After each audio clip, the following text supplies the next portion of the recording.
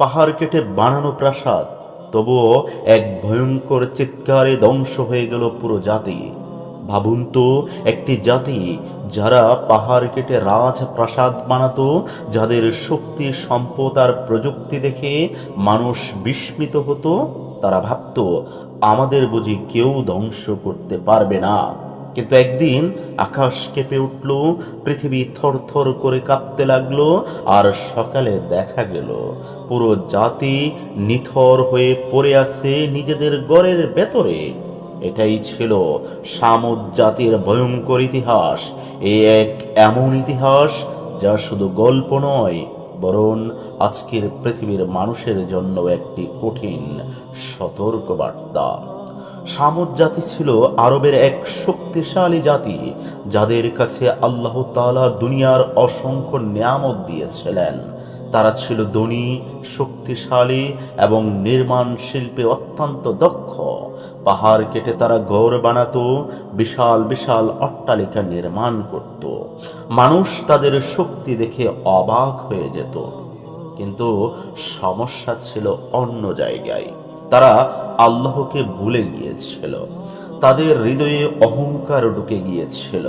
তারা মূর্তি পূজা করত, অন্যায় করত, দুর্বলদের উপর অত্যাচার করত। তারা ভাবত আমাদের শক্তির সামনে কেউ দাঁড়াতে পারবে না। ঠিক তখনই আল্লাহ তাদের হেদায়েতের জন্য পাঠালেন একজন নবী। তিনি হলেন হযরত সালেহ আলাইহিসসালাম। সালেহ আলাইহিসসালাম তাদেরই একজন ছিলেন। তিনি তাদের ভাষার কথা বলতেন, তাদের সমাজকে তিনি চিনতেন। তিনি মানুষকে বললেন, তোমরা এক আল্লাহর আবাদত করো এবং অহংকার ছেড়ে দাও, অন্যায় বন্ধ করো। কিন্তু সামুদ জাতির নেতারা এটা মেনে নিতে পারল না। কারণ সত্য কথা সব সময় অহংকারী মানুষকে কষ্ট দেয়। তারা সালেহ আলাইহিসসালামকে উপহাস করতে শুরু করলো। বলল, তুমি যদি সত্যি আল্লাহর নবী হও, তাহলে কোনো অলৌকিক নির্দেশন আমাদেরকে দেখাও। তখন আল্লাহ তাআলা তাদের জন্য এক বিস্ময়কর নির্দেশন পাঠালেন। এক বিশাল পাথরের পাহাড় থেকে বের হলো একটি উটনী। এটা কোনো সাধারণ ঘটনা ছিল না, এটা ছিল আল্লাহর কুদরতের প্রকাশ। সালেহ আলাইহিসসালাম বললেন, এই উটনী আল্লাহর নির্দেশন, একে তোমরা কষ্ট দিও না, এর জন্য নির্ধারিত পানির অধিকার আছে।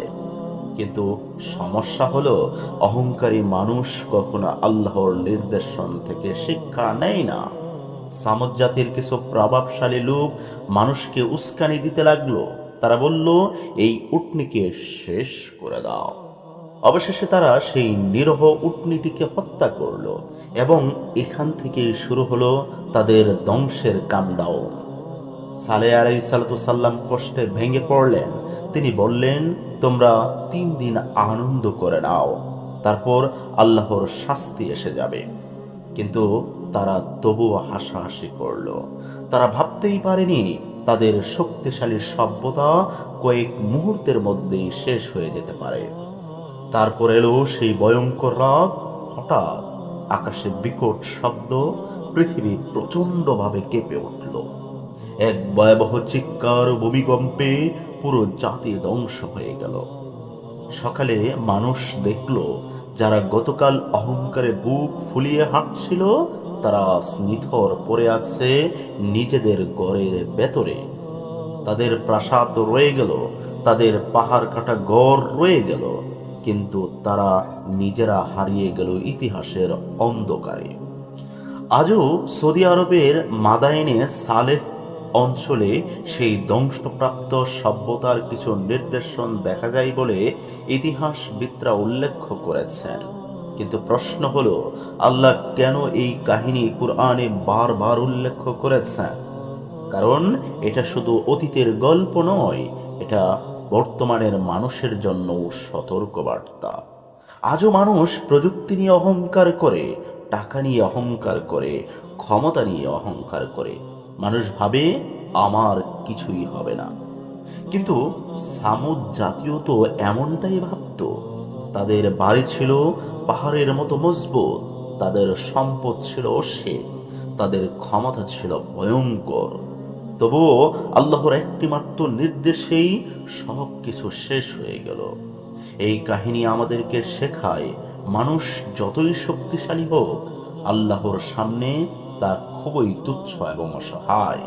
যখন মানুষ গুনাহকে স্বাভাবিক মনে করে, যখন অন্যায়কে শক্তি মনে করে, যখন আল্লাহর নির্দেশকে তুচ্ছ মনে করে, তখন ধ্বংস খুব দূরে থাকে না।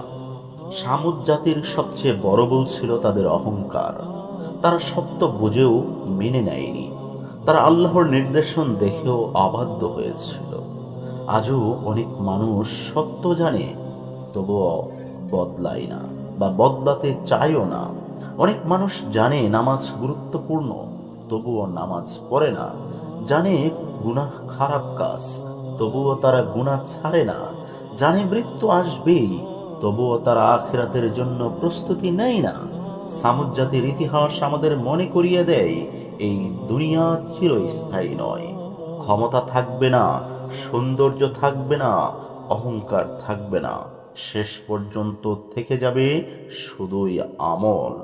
তাই এখনো সময় আছে, আল্লাহর দিকে ফিরে আসার সময় আছে, তওবা করার সময় আছে। কারণ আল্লাহ শাস্তি দিতে যেমন সক্ষম, তেমনি ক্ষমা করতেও সবচেয়ে বেশি ভালোবাসেন।